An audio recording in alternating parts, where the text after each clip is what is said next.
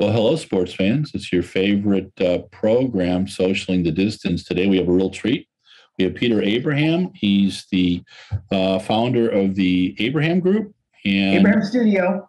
Abraham Studio, excuse me. And he focuses in sports technology, and he focuses in, he's probably one of the most innovative media guys that I know. And we've had a lot of fun, and we get to catch up today. One of the first things that you and I played with, Peter, and first, thank you for taking some time today.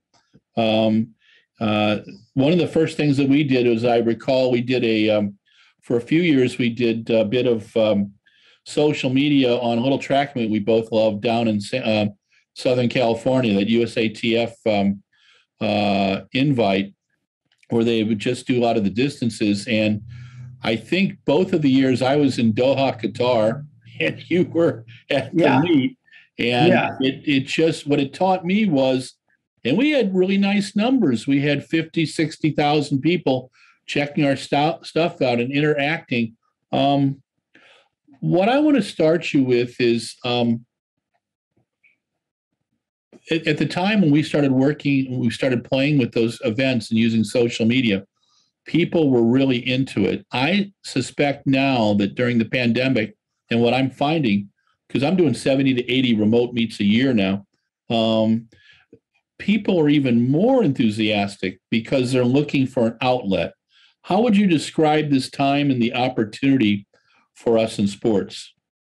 Well, first of all, thanks for having me, Larry. It's great to see you again. I always love collaborating with you, and I'll always think back to when I was at the LA Marathon, and you were really one of the first people who approached me and said, "Hey, I want to help. What can we do together?" And you were so generous with your time, as you know, you had at that point so much more experience in the running business than I did, and with your media platform. And I always loved collaborating with you. And of course, we have done many things since then. So I just want to tell you how much I appreciate that. Thank you. No, the feeling is mutual. I follow you on your social, and I'm fascinated with all the different projects that you're in. And you seem really, really, you're almost more enthusiastic than I've seen you in a while. And that's really nice to see. So yeah, I'm very, my energy is really good right now for a lot of reasons. And I'll first start by saying, I know we're still deep into this pandemic, and hundreds of thousands of people have died and gotten sick. And I understand how many difficult things are going on in the world. So I don't want to gloss over that.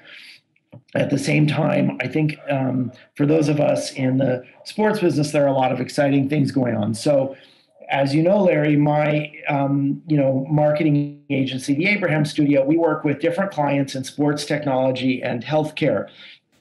And I spent years before that, before the LA Marathon, producing television commercials and marketing campaigns for hundreds of brands. So I try and synthesize all of my marketing experience with my experience just as an athlete. I was never a fast athlete, but I have and still participate regularly in endurance athletes. So I always try and think about the customer experience in events and how to create innovative or effective marketing and media campaigns around that. And so what I am seeing right now, Larry, is, and I'm sure, this is not any kind of secret sauce, but the pandemic has just accelerated trends that were already in place. You've seen, obviously, things like Amazon has just grown, exponentially faster, and the move to, online sales and social media, so many things, the growth of Zoom,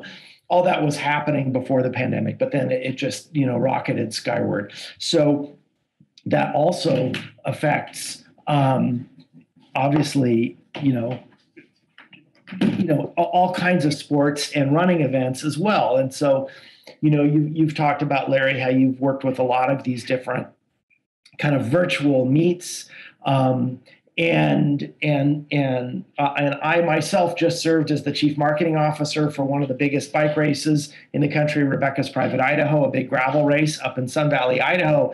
And I got to, it was interesting because I have been writing recently on my blog on Medium about how do you tell the story of an event in 2021? I mean, how is that different from 10 years ago, even 7 or 8 years ago when you and I, as you mentioned, were working on the Oxy Invite track meet here in Southern California?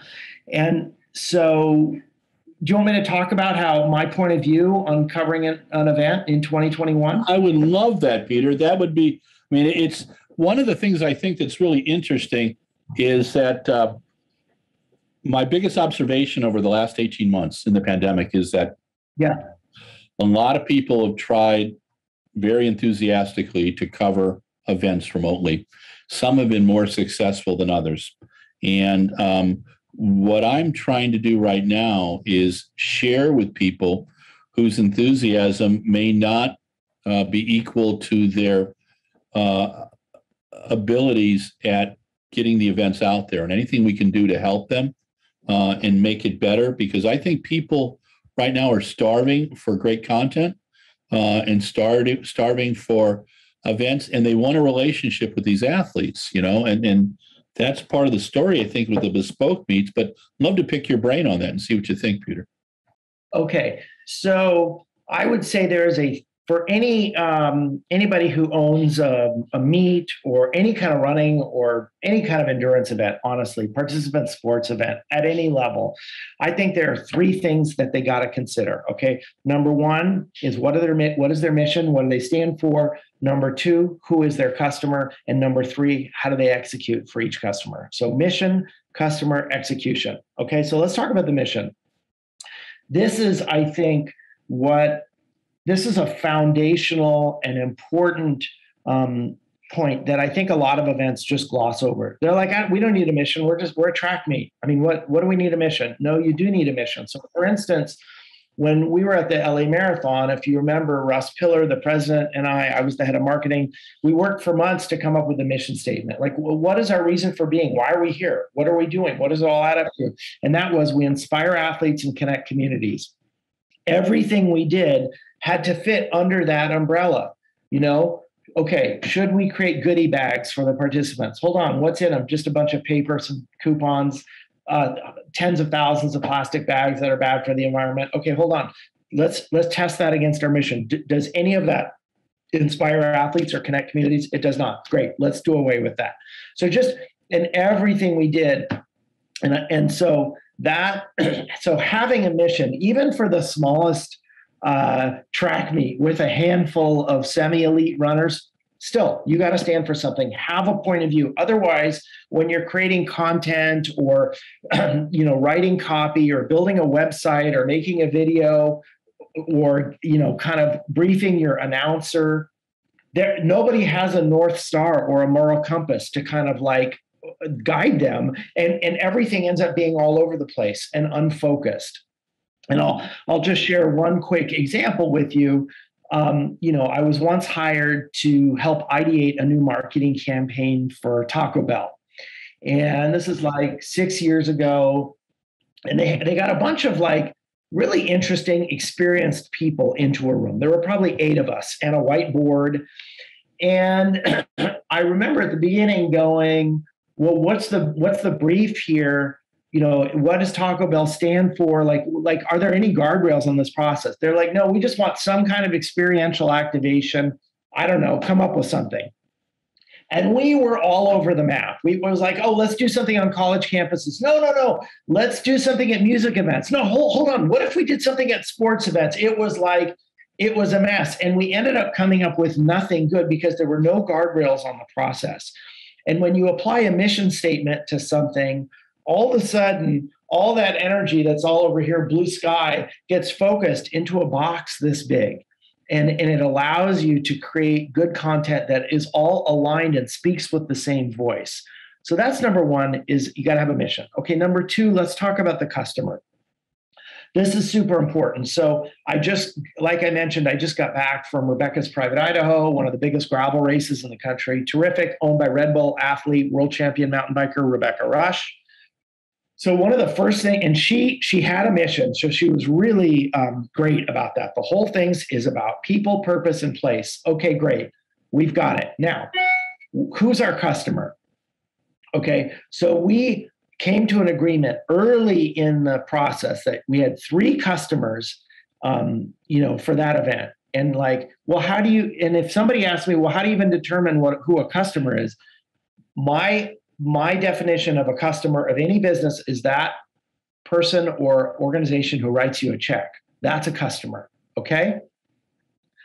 With Rebecca's event, we had 3 customers, and this would go for any track meet, marathon. The 3 customers were participants in the event. We had 1,500, people like me and elite professionals racing their bikes. That's number 1.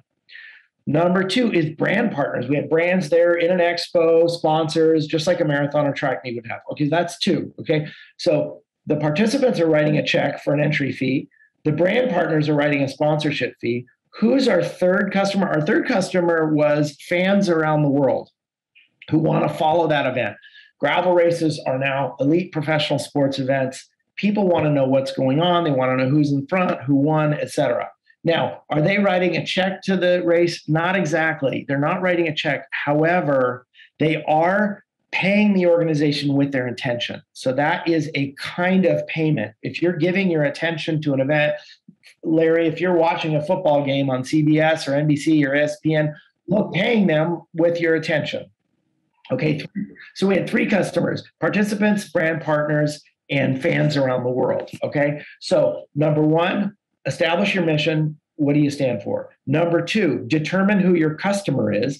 Okay, now number 3, you've got to serve each group. Okay, and the way I look at this, Larry, is what problem are you solving for each group? Okay, and I think that is really important. That question is so critical, and I think events don't ask that enough. Everybody just makes an assumption like they know what problem they're solving for a brand, and then they have a sponsorship program that's like, hey, gold, silver, bronze, here's what you get. But they haven't bothered to even ask the brand, like, well, why are you even interested in what could we do for you? Because as you know, so participants want a great event. So even a small track meet with elites, the elite athletes, they might want a qualifying time for, the Olympic trials or the world championships. They might just want to set a PR. They might just want to kind of like run their way into shape, have a rust buster early in the season, whatever. All of them have some kind of problem they need you to solve.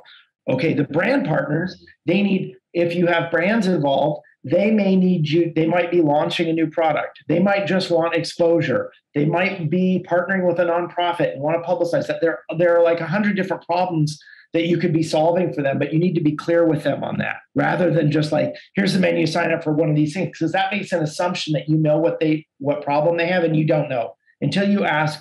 And then you come back with them as an event and you say, okay, we know what problem you're trying to solve. Here's the 3 ways, 5 ways we can do that for you on this event. And you come back with a thoughtful plan for them. Then in terms of like fans around the world, I think it's important to understand like, where are they? Who are they? And I highly recommend any event or brand, just get out and do some research. It costs nothing. Just have like 12 phone calls with fans and learn. And learn from them. Like, what did you think of our event? How often do you watch track and field? Is that important to you? Do you participate yourself? How do you like to watch it? What social channels do you follow? What runners do you follow? That kind of thing. And I think really thoughtfully serving that customer. So like at Rebecca's Private Idaho, what we did is like, we know fans around the world want to follow this event. I had come on kind of a month before, so sort of last minute. We couldn't reinvent the wheel. 90% of the event was out in wilderness areas in central Idaho without any cell phone contact. So doing a live race broadcast throughout the race was just not possible. But we thought, hey, let's get crafty with it. Okay, here's what we're going to do. We're going to set up a live race day page on the website. Okay, we're going to I will, at the finish line, I am going to set up my iPhone plugged into Rebecca's iPhone account with an iPhone live broadcast from the finish line. So for like 90 minutes, starting, before the first pro finishes, there's at least going to be a live feed from the finish line. Then Garmin was one of our partners, and we got Garmin to set up a Garmin Explore map, and we put a Garmin InReach satellite device on the lead moto, so you could at least on a map follow a dot around the course and see where they were on the course, 100 miles. And then we set up a live feed with an Instagram API with several different hashtags. So anybody in the event who was posting to Instagram with these hashtags, those photos would come up. And so it was very, I would call it rudimentary and kind of DIY. But when you added it up, you could at least get some kind of idea what was going on. And for fans around the world, they could go to the website and go, hey, at least they're trying to do what they can to give us some coverage on race day. And so, and I thought that, that was important. So we had a mission, we identified the customer, and then we executed for each customer that we had. I think that is like a how to survive with bespoke events 101. So thank you very much. Yeah, you're welcome. And I love the idea of having the live. I really find the live opportunities are really huge. There are days I just turn on Facebook Live or Twitter Live, and I'll go 15, 20 minutes on, hey, here's some stuff that happened yesterday. And I'm fascinated with the numbers of people who will just sit there and start interacting. And then I start interacting with them because I'm trying to learn more about what our readers want. I do a lot of surveys off Twitter too. Do you spend a lot of time with surveys with your clients? Not so much, okay, so if you, I do a lot of customer research. Okay, let's divide customer research into two categories. Okay, there's quantitative research, which is like, hey, we sent a survey monkey out to 5,000 people. We got a bunch of responses back. There's nothing wrong with that. That's not bad. I prefer to spend more time in qualitative research where I'll talk to 10, 15, 20, 25 customers for 30 to 40 minutes each and get deep into things. And I'll read the room, maybe on a Zoom call. I can watch them. I can listen to things. I can take a left turn. I'll have a list of questions, but I can start asking deeper questions if they kind of go off on a tangent.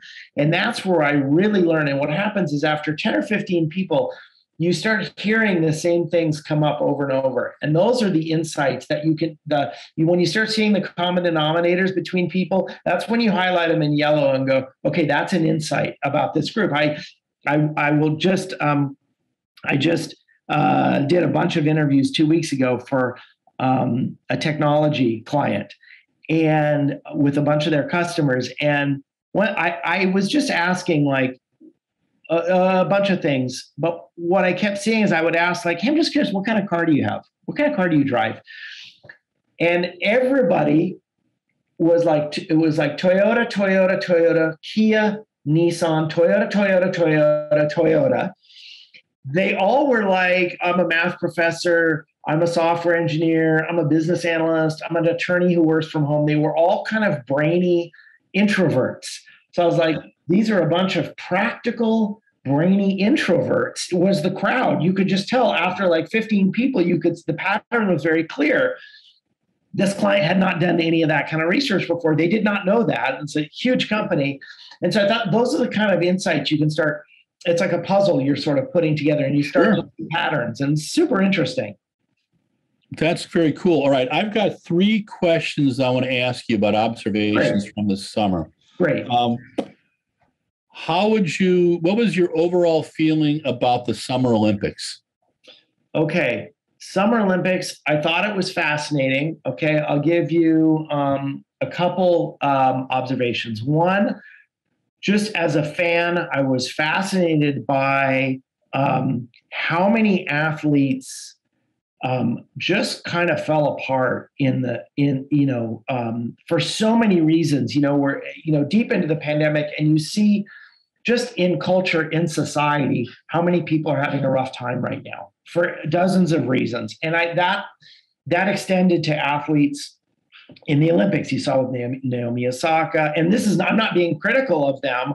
I'm empathetic. I understand it's a very difficult time for everyone. You saw with Naomi Osaka, with Simone Biles, you saw Emma Coburn in track, et cetera, et cetera. It was a very difficult time for people. That was my number one insight. Number two, as a media and marketing person, I thought the viewing experience was really poor. So I think we're in this world now where the world has basically moved on to on-demand, real-time streaming. The Olympics are still, and the NBC broadcast is still stuck in the all the big events are going to be prime time, right? We're going to save them. We're not going to stream them until later. So you didn't know, if you went to the NBC app, which I did, you didn't know what was live and what wasn't. Or if you wanted to, any of the marquee things like gymnastics, swimming, 100-meter dash and track and field, those things they would not show live. They would save it. You didn't know what was what. The sports that were, not kind of like those primetime marquee sports, I thought were handled poorly. I thought like mountain biking, which was a great event and a great race in Tokyo, the commentators were not good. I just thought that those things were treated as kind of afterthoughts, honestly, in their broadcast schedule because they're not big ad revenue drivers. And that was really clear. And the other thing, lastly, that I'll say is I think the sports viewing experience, so much of it is still stuck in the two-dimensional world. Like we have we put up a broadcast and we have ads on the broadcast and you watch it on your big screen in your living room. I feel like that's a viewing experience that was created in the 50s, like 60, 70 years ago.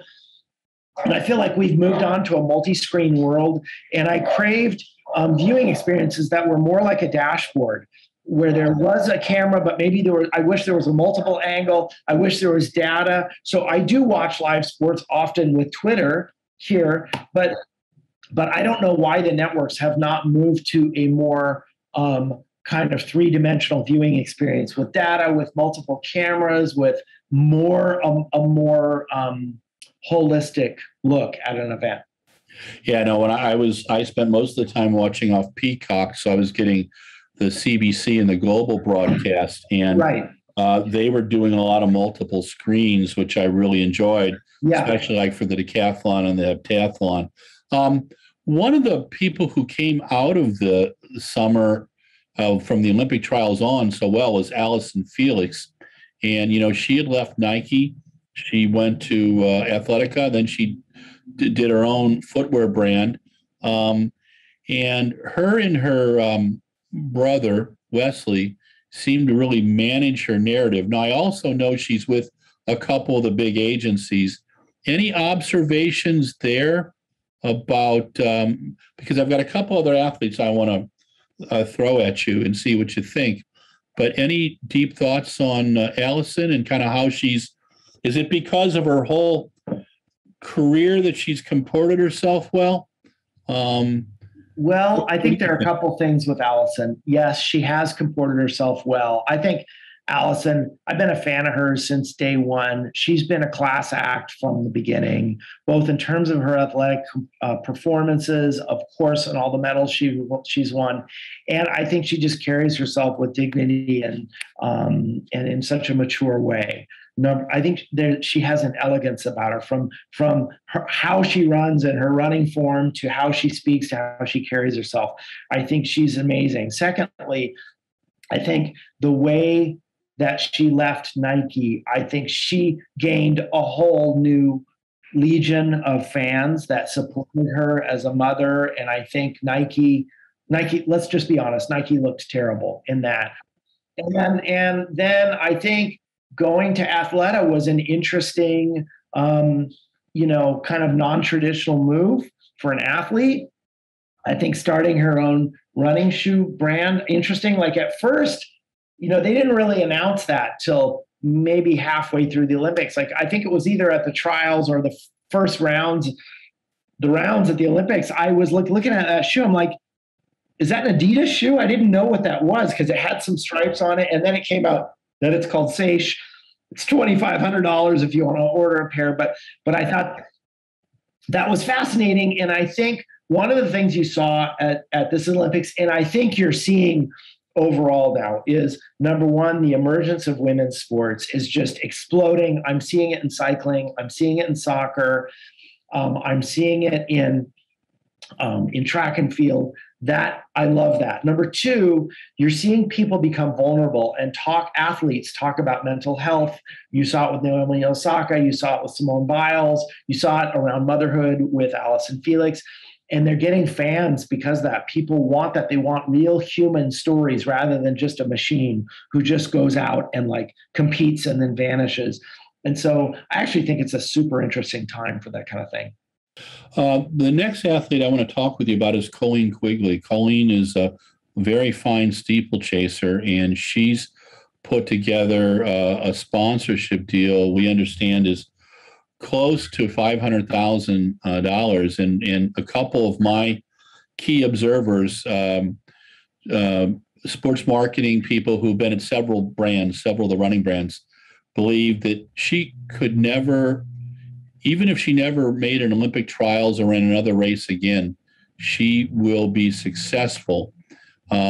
She has set up a personality and a culture on Instagram and on Twitter that is hugely followed. What do you think of the success of an athlete like Colleen Quigley and kind of moving past that? Yeah, I'm also a fan of Colleen. I have followed her move to Lululemon. I listened to one of her interviews. I think it's great. I mean, I have a lot of experience with Lululemon. I've worked with them on and off in their running marketing since my LA Marathon days. I helped with their activations around the LA Marathon and the Olympic trials in 2016, 2015.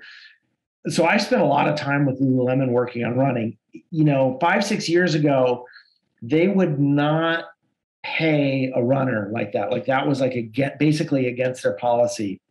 Because Lululemon came out of yoga, right? And yoga, they're the equivalent of a professional runner in yoga is a yoga teacher who has, hundreds or thousands of students.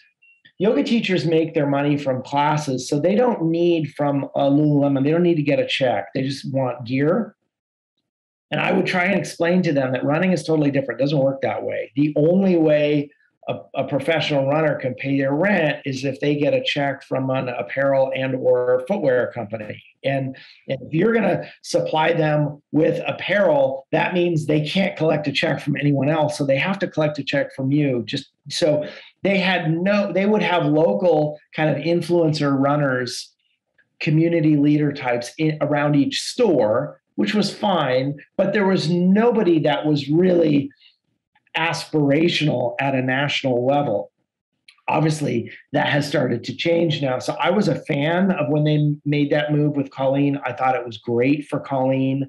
And again, I think, when you look at her move away from Nike, and I think it's comparable, you've seen a lot of this with Nike. Nike built its brand on winning. That really was what Nike has stood for. I think the world has moved on a little bit past that now, and aspirational athletes, while they may win, Allison Felix still won a medal, but it's about much more than that. It's about a complete story. And so I think in certain ways, I think Nike is in some ways playing catch up a little bit now because they're not seen as the brand that is leading in that kind of marketing. They're still huge. They still have hundreds, if not thousands of athletes. Their product is as good or better than anybody else's. But I would say are they driving the cultural conversation? And I think that is important right now. And I'm not sure that Nike is driving the cultural conversation in ways they were 10 or 12 years ago. That is a perfect point, Peter. And I wanted to bring up Puma now. I did an interview with Pascal Rolling. He's the global head of running. And Pascal's the guy, they picked up 50 athletes already for Paris 2024, many of the French and European stars. But in the U.S., they've done something very curious. They've got Molly Seidel. They've got a training group but they've also picked up the finest pole vaulters in the world. Granola Villeneuve, Mondo Duplantis, Sandy Morris, Casey Lightfoot. And then they've got Karsten Warholm, the man who did that insane 400-meter hurdles.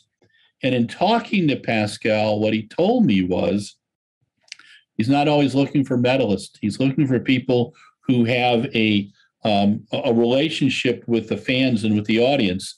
Hence, in France, they have Pascal Martignon-Lagarde, who is a very fine hurdler, but is a true character in every letter of that in France. I mean, he's a rock star over there. And brands are picking athletes in a much more sophisticated way. As you said, Nike was all about who wins, and they keep track of their medals. Adidas does that too, but Adidas is different in that they've developed this whole next generation group of athletes, some that do really well, some that take a little more time. If you were advising brands like Puma, Adidas, Nike, Brooks, it seems that you would try to tell them what? To really know what their needs are, to really know who their fans are, and to find athletes who communicate all those aspirations that the brand is seen as holding. How would you approach that? Okay, great question. I mean, I agree with the things you said. I agree that I think it's awesome that Puma is really come back, like with Molly and distance running. I think that's fantastic. It's great for the sport, along with all the other brands that have come, On Running, HOKA, outside of Brooks, New Balance, Nike, Adidas. Like there's a whole new world, and I think it's great.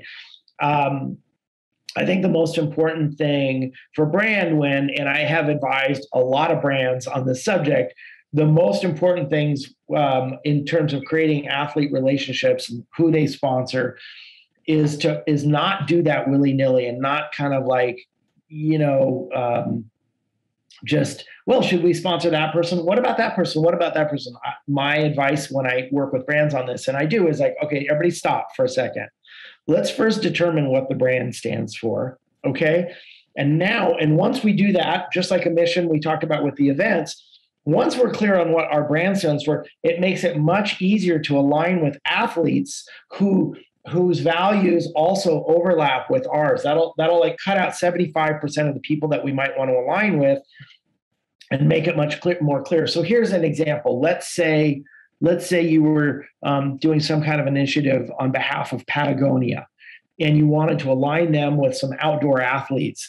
Well, we all know that Patagonia stands for sustainability and the environment. So right out of the gate, the athletes you're looking for are those who are authentically interested in that subject. 80% of the people go off the table. You're like, okay, well, now let's focus on these people. It just makes it so much easier. And I think every brand needs to do that. And I have had some discussions with brands in the running space. And when I ask them, I'm like, hey, you guys have a new line of shoes out, and you've kind of hired some new people. I'm just like, I've walked into a running shoe store. Why should I buy your product? Can you tell me that in 15 seconds or less? And I'm amazed at how many cannot actually tell me why I should buy their product and don't have a point of view. So I think having a point of view is the most important thing. I'm not fully sure on what Puma's point of view is. Honestly, I know they've been sort of like, they kind of went off into the fashion world for a while. Now they're, they did have the sprinters, and they obviously, but now they've kind of come back. But anyway, I welcome them back. But the most important thing is to have a point of view, like you see with Athleta. Which is all, if you walk into an Athleta store, it's all about inclusivity, different body shapes, diverse, photos of diverse customers. So you can see them sponsoring Allison Felix, sponsoring Simone Biles. Like that makes sense to me. Like that aligns with their brand. Like I totally get that. Now, and Peter, I wanted to talk with you about our friends at HOKA 11. I've worked with them for a long, long time. You've worked with, I think, one of the most brilliant people in the biz, Ben Rosario, and Ben is not only a fine coach, but he gets the media and the requirements of media and the requirements of a sponsor probably better than most in a lot of the training groups. There's always very very good content available. He's shown his athletes, like for example, Stephanie Bruce and Ben are wonderful in their ability to communicate and develop a following. And Alafine is like that too. And so many of the athletes. I'm very curious to see, and I know you've spoken with them. I'm very curious to see what kind of advice you would give, and you can take it from what you've given your friends, the young athletes at HOKA, or just kind of in general, what kind of advice you would give young athletes in a training group to kind of develop support of their training group and to develop their personality in social media. Are there do's and don'ts? Absolutely. Well, thanks for bringing up HOKA NAZ Elite. That's a team. I've been on the board of directors of that team since the beginning in 2014. That has been a really fantastic experience for me. I serve as sort of the volunteer chief marketing officer. I work very closely with Ben and really all their athletes on marketing, branding, communications. Again, I sound like a broken record here, but the most important thing we did there was create a mission statement, which is train hard, race fearlessly, share every part of the journey. And it's that last part, share every part of the journey. That is different. That differentiates our group, NAZ Elite, from really all the other training groups. And so that gives us like a mandate. So like, if you're an athlete thinking about going to NAZ Elite, you know that sharing your journey is part of your job as an athlete there. If you're not into that, so like as an example, I'm going to say like Galen Rupp, who's, I'm not judging positively or negatively, but that's just not his thing, right? He would not be the right kind of athlete for that group. And so, and then I have worked, on and off with the athletes since the beginning, and Steph Bruce, who's done an amazing job. I started kind of working with her in 2011 when she was still with Greg McMillan's group in Flagstaff. And Steph, it's interesting when I go and I meet with athletes, Steph is always the most engaged in terms of taking notes. She wants to meet after my presentation and ask me more questions and take more notes. She's so engaged. And I just think she's done a fantastic job telling her story as a mom with 2 kids who's a professional runner. And Steph always brings 110% athletically to every event she shows up. She may or may not have the greatest day of her career, but she brings all of her energy that day. She always shows she never gives up. And I have so much respect for her. And I'm really proud of her. I think she's done an amazing job. As it relates to other athletes, the first thing I do with athletes, and I've mentored probably close to 100 professional athletes now in cycling, running, snowboarding, is like they have to have a clear understanding of who they are. An athlete, particularly in running, an athlete is like sort of like an entrepreneur or a startup. Like they have to have, they're the CEO of their own corporation. They have to have coaching. They have to have financial help, an agent, maybe an attorney, maybe a team, a coach. Like they need all these, like a whole network around them, and they have to manage all that. And it's complicated. And content creation is a huge part of that, because part of if you are, you're a young athlete and you have a brand partner or a sponsor, they want access to your community and they want you to presumably sell their product to your community. So you have to have a way that you're going to do that. And so I think number one, understand who you are. What is your brand voice? What is your personality? Just like when I advise a young tech startup, I'm like, what do you even stand for? Why are you doing this? What's your attitude and your personality? You got to have that. Like, here's an example of, I think somebody who's done an incredible job with that is Alexi Pappas. And she just feels unique. She does not feel like any other runner. She is, of course, a brilliant storyteller, but she's a very good runner. You know, you look at her photography, looks different. Her brand partner's Champion as a brand partner is a different kind of brand. Atreyu running shoes. Like, I feel like she has done such a great job defining herself as her own person who is not trying to be like anybody else. And I have a lot of respect for her. And so and just like you see with Steph has done that, Allison Felix is doing it now around motherhood with her own footwear brand. Like, I just think like carving out your own identity, and don't worry about being the most popular person or having the most fans. Worry about being an amazing, professional athlete for a small group of people who align with your values and think you're amazing. So that's what I would say. Eder, thank you so much. And I could go with asking you questions for the next 2 hours, but I know you've got things going and I do too. And I want to catch up with you again and talk about kind of the whole idea of bespoke meats and kind of where they're going, but also the idea of there needs to be standards and quality. And that's been one of my things. So perhaps we can do that at another time, but I think we've covered a lot today. And thank you for your time. Great. I really Thanks appreciate for having me, Larry. It's great to see you. Peter, great seeing you. This is Larry Eder, Socialing the Distance. We've been with Peter Abraham. He's the founder of the Abraham Group. He works in the healthcare and sports technology market. He's done amazing, cool things, and I learn from him every time. And I wish I could spend more time with him. But Peter, thank you very much. Thanks, Larry. Hey, sports fans, Larry Eder, RunBlogRun. Today we had Peter Abraham from the Abraham Studio, and he is the founder of the Abraham Studio, and he focuses in sports technology and healthcare. If you're ever going to watch an entire Socialing the Distance, I know it's your favorite program, this is the one to watch. Peter gave more information about understanding and appreciating how to market and promote athletes, brands, and events in the modern era than anybody I've ever heard of. Peter gets it. I've watched him with the Abraham Studio for years. We spent time together working on some tie-ins with the LA Marathon probably 8 to 10 years ago. And I've learned from him every time. And it's just, he's enthusiastic, but most of all, he gets it. And he is a fascinating observer of the human condition.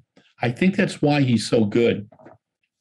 He's worked with the folks at Northern Arizona Elite and Ben Rosario, not only one of the finest coaches, one of the finest people who are involved in developing brands and giving value to their sponsors that I've ever seen.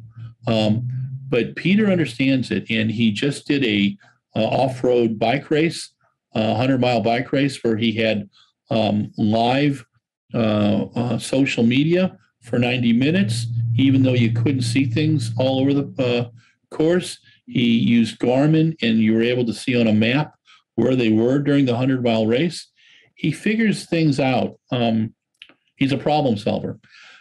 We used to work on the Occidental meet together, and I would be in Doha, Qatar, and he would be in the U.S. And we had so much fun, and we would get 50 to 75,000 people watching our stuff, even though there might be a streaming on. We were doing the commentating and putting photos and things up, and it was fun. And what I've learned from Peter is to make events and make your remote stuff live. Make it alive. Give it some vigor. Give it some enthusiasm. And that's what he does. And I would encourage any brand to work with Peter. You know, again, it's the Abraham Studio. He just gets it. And he is enthusiastic. He's no BS. He is a active bicyclist, and he gets the sports idea, and he loves track and field. And I learn from him every time we chat. I just try to listen. So I hope you do. I hope you take some notes and know that the 40 minutes you spend with listening to Peter Abraham you will appreciate it. You'll learn something from it. And check out his blog and his site. Again, it's Abraham Studio. It's under Peter Abram. I will put some links up and stuff too, so you've got all that information as well. But I hope you enjoy it. This is Larry Eder, Socialing the Distance. Peace out.